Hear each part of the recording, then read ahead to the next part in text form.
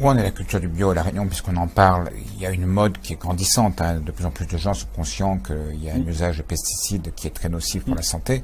Ça me fait peur, mais au final, on peut rien y faire, parce qu'on ne sait pas lequel on va acheter. Voilà, tout simplement. Donc on est un petit peu, comment dirais-je, pris en otage. Voilà, on n'a pas le choix, on est sur une île. 5 fruits et légumes par jour, oui, mais alors pas n'importe lesquels. Génération Future a donc analysé 19 fruits et 33 légumes non bio. Pour ce rapport, on s'intéresse avec vous aux fruits pays.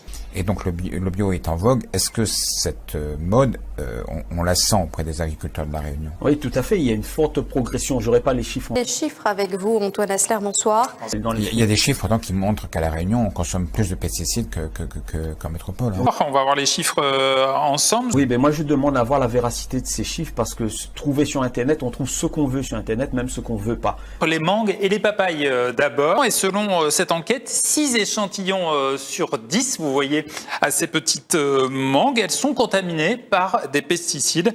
4,8% dépassent même les limites maximales en résidus, c'est-à-dire qu'on retrouve des traces de pesticides au-delà de la limite qui est autorisée. Bien utilisé, on ne retrouve plus de rémanence dans le fruit ou dans les légumes. Les oranges, 43% de la production française ici à La Réunion, toujours selon cette enquête. 8 échantillons sur 10 contaminés par des pesticides et 4,4% qui dépassent même les limites maximales en résidus. La réglementation française et européenne est très claire. Il y a des seuils de tolérance à ces produits. Et vous, Lilian, vous êtes ici? Ah ouais, quand même. 0,68. Comme je suis quelqu'un qui fait assez attention à ce qu'il mange et tout, j'étais persuadé d'être à 0. Je suis d'une naïveté totale. Et cela est de plus en plus respecté par les agriculteurs. J'entends des critiques, les agriculteurs ils ont des 4x4, les agriculteurs ceci, les agriculteurs cela. Il faut savoir que si on a des 4x4, c'est un outil de travail. C'est pour peut-être mettre la tonne de tomates qui va aller sur le marché ou bien de brinjel, c'est pour mettre de l'herbicide. Dans la viande, dans les légumes, et partout maintenant. Maintenant c'est partout, on ne peut plus choisir vraiment en fait. Hein. Mais il faut qu'on mange en fait.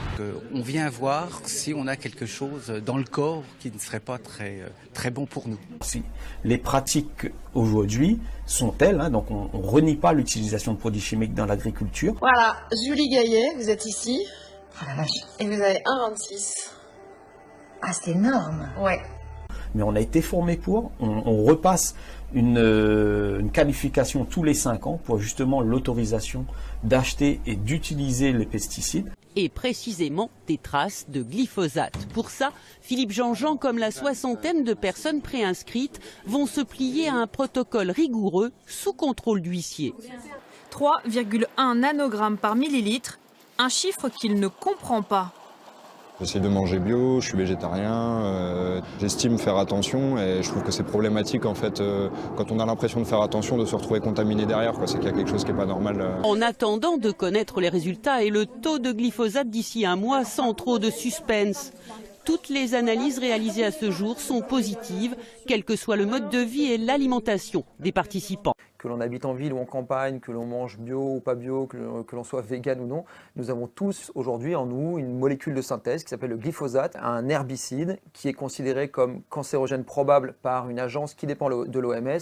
L'idée, c'est que tous ces dépôts de plaintes déposés dans toutes les villes, puisqu'il y a plus de 50 actions en cours au niveau national, puissent se retrouver sur un seul et même lieu au tribunal Pôle Santé de Paris, avec l'idée de pouvoir ouvrir un procès. Très bien. Et est-ce que vous pensez qu'on peut arriver à un moment donné où il n'y aura que du bio à La Réunion?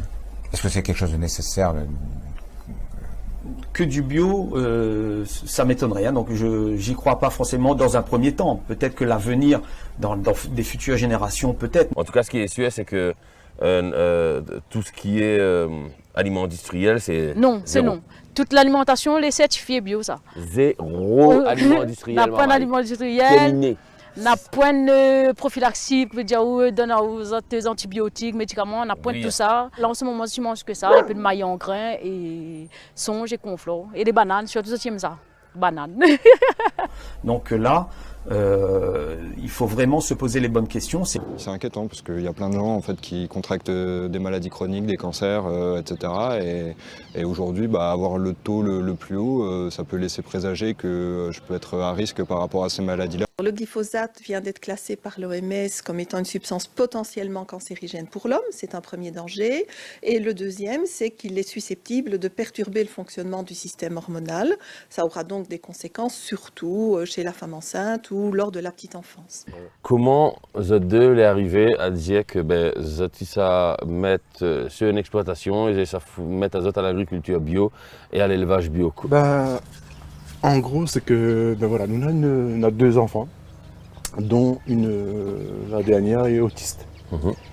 Et bon, c'est vrai, il ne faut pas se leurrer, hein, on ne nous dit pas clairement, mais c'est logique, pour moi c'est logique que c'est l'alimentation. Mais ce qui est une réalité, c'est que le nombre de consommateurs augmente. On sera bientôt 1 million. Est-ce que dès aujourd'hui, on pourra arrêter la culture conventionnelle et passer en bio et nourrir 1 million d'habitants? Qui fait que tout ce qui est problème neurologique, de santé à l'heure d'aujourd'hui chez les gens, pour moi c'est l'alimentation. Donc on s'est promis de nourrir nos enfants tant qu'on avec des pourra, vrais produits. Avec des vrais produits. Naturels, bien bio faits. Et sains. Et surtout, c'est que nous on fait du bio, mais on n'utilise aucun pesticide bio, aucun engrais bio, tout est sur circuit fermé dans l'exploitation, c'est qu'on n'utilise que du fumier. On a fait pour nous, nous avons des produits à gagner, on a dit pourquoi pas nous faire pour les autres aussi. Comment faire pour produire mieux en respectant l'environnement? Et je pense qu'avec les pratiques, la formation des jeunes dans les lycées agricoles et autres, vont limiter l'application de traitements chimiques. Il faudra. T'es créole, fais une affaire pour la Réunion, fais une affaire pour notre terre. Il me dit, on a une bouteille à tête de mort dessus. Mais pas dit sur notre sol. Notre sol n'est pas fait pour gagner la tête de mort dessus. Je suis juste pour dire ça. Et surtout pour notre santé, surtout notre maman et notre futurs petits-enfants, que plus tard on va hériter de quelque chose de vraiment pas trop bien, mais il pense, signifie pas rien.